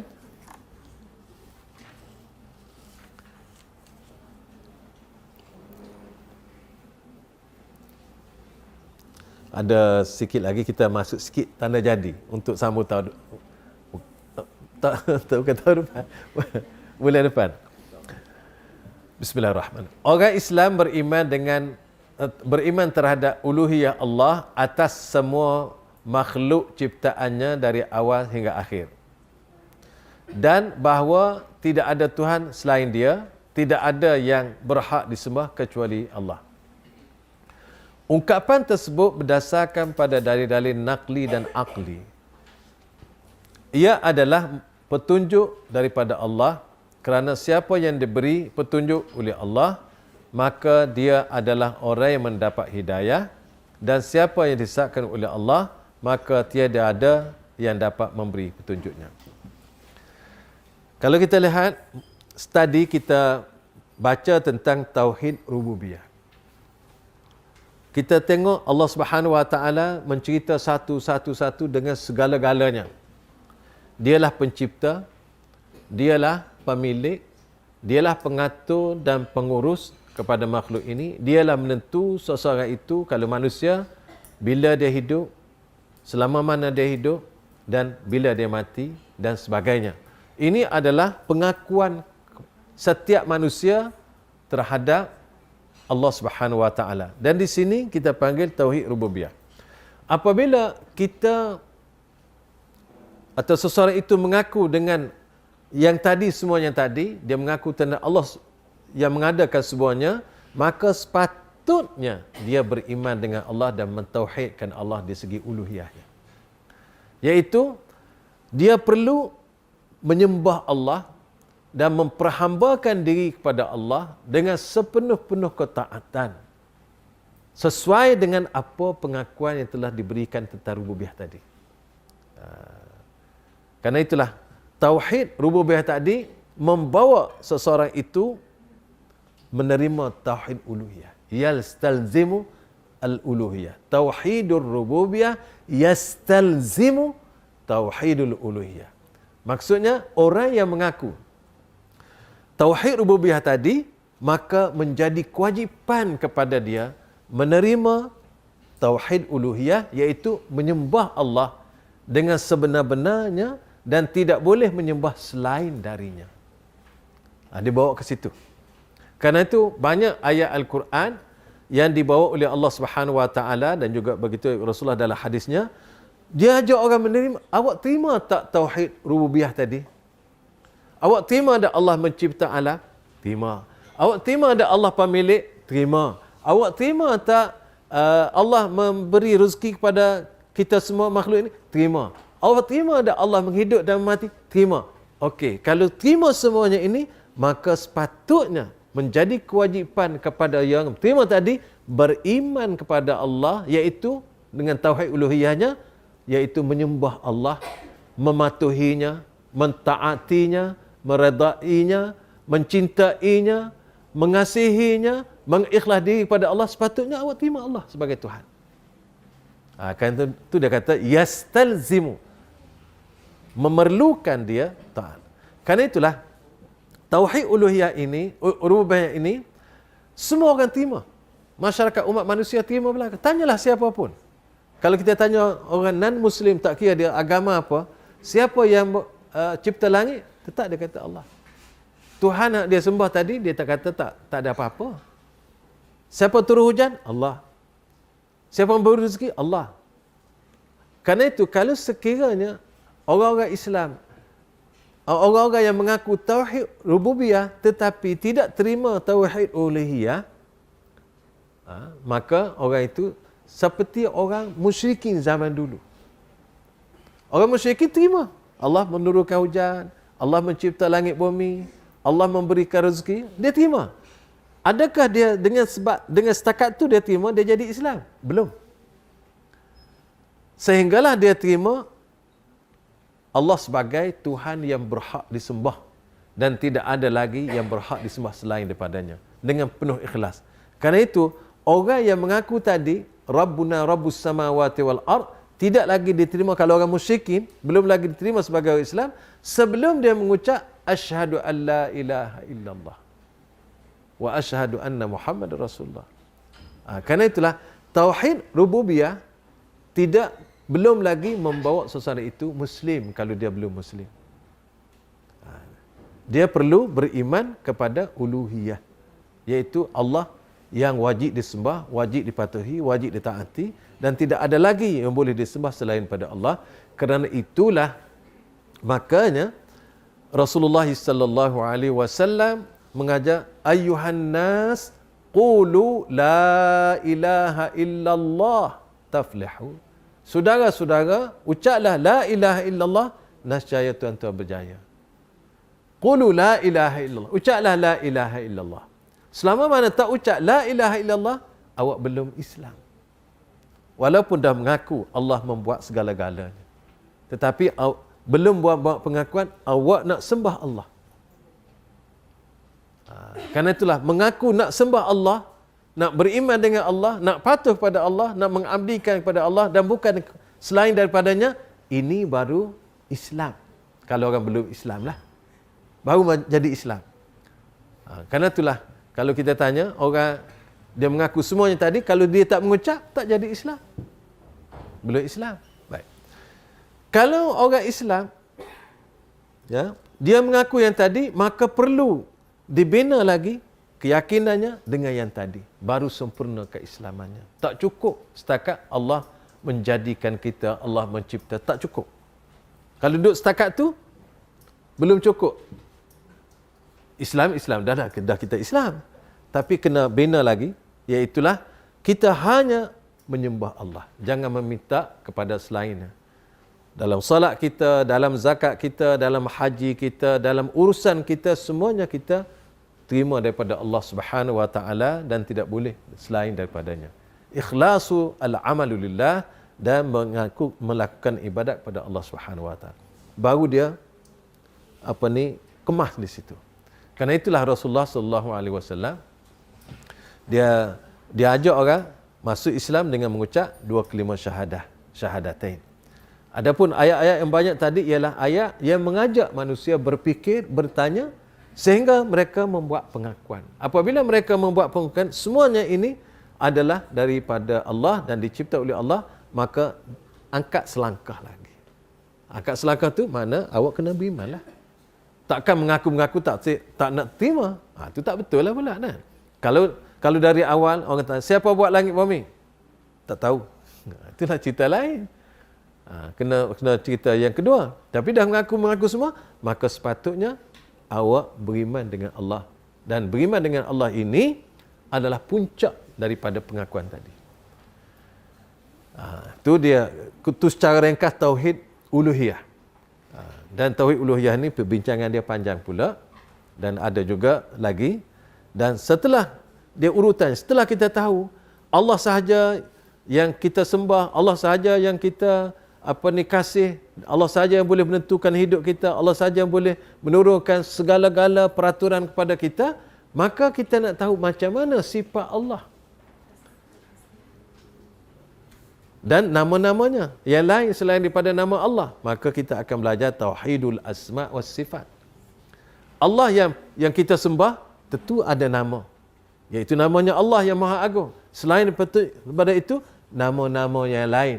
Nama-nama yang lain itu tidak boleh sama dengan nama Allah. Tidak boleh digunakan nama tersebut kepada selain daripada Allah. Begitu juga sifat-sifat Allah adalah tidak sama dengan sifat makhluk.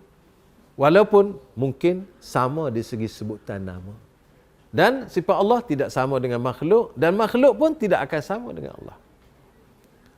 Begitulah juga apa yang Allah lakukan, apa yang Allah buat tak akan sama, tidak sama dengan makhluk, dan makhluk pun tidak akan sama dengan apa yang Allah Subhanahu wa taala cipta.